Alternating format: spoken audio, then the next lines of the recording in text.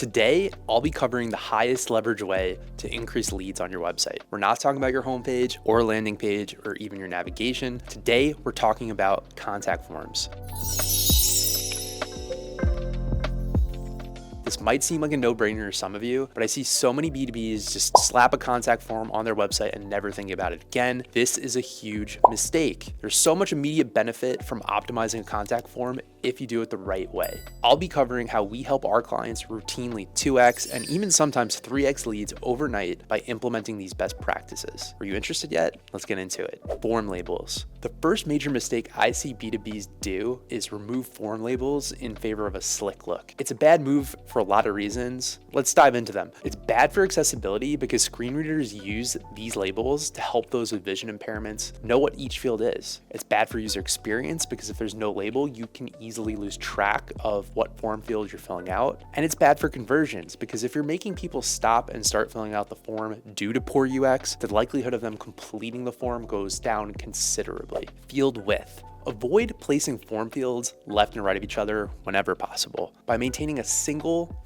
full width field, the visitor can easily glide down the page and fill out the form quickly. Less thinking, more conversions. Placeholders. In 9 out of 10 cases, if a placeholder text is even used, it's going to be underutilized. This is a big mistake. Using placeholder text to inform what goes where and how it should be formatted is a huge benefit for your visitor. For example, don't just write out email, write out your name at companywebsite.com. Don't just write out phone number, write out the actual formatting of the phone number. And don't just write out website address, write out yourwebsite.com. This will cut down on user error and speed up the form fill process for your customers. Input states. Ever fill out a contact form and hit an error and have no idea what went wrong? How frustrated were you? Did you spend your time figuring out how to submit the form correctly? My guess, probably not. Make it obvious how users are engaging with the form fields at every step. They should never have to guess what went wrong if something does. All form fields should have a clear, active, inactive, and error state. Total fields. Last but not least, let's talk about the total number of fields you should have per form. This, in my opinion, is probably the easiest and most impactful tip in this video to immediately start seeing positive results with your contact forms.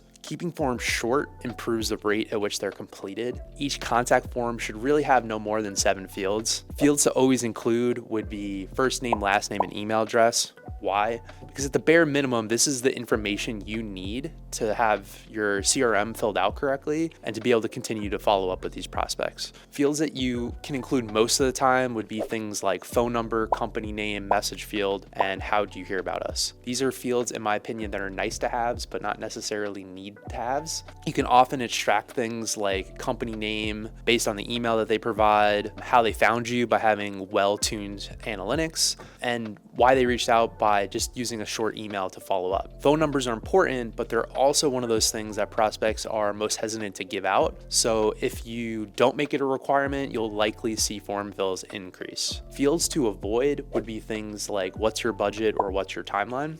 I know you want to know these things, but if you've ever used budget or timeline qualifiers in your forms, you probably realize that most of the information you get from them are incorrect anyway. Instead of asking questions about the budget or timeline in your contact form, use an automation or someone on your sales team to follow up and qualify based on that information. Fields to never include would be address information. Asking people for their address information creeps them out. I would avoid it at all costs. The only exception of this rule would be if your form has an offer that requires a mailing address, if you were giving away a book for free, for instance. However, this is most likely not going to be the case for 99% of you B2Bs using contact forms. Again, use automation or sales team to explain why you may need that information.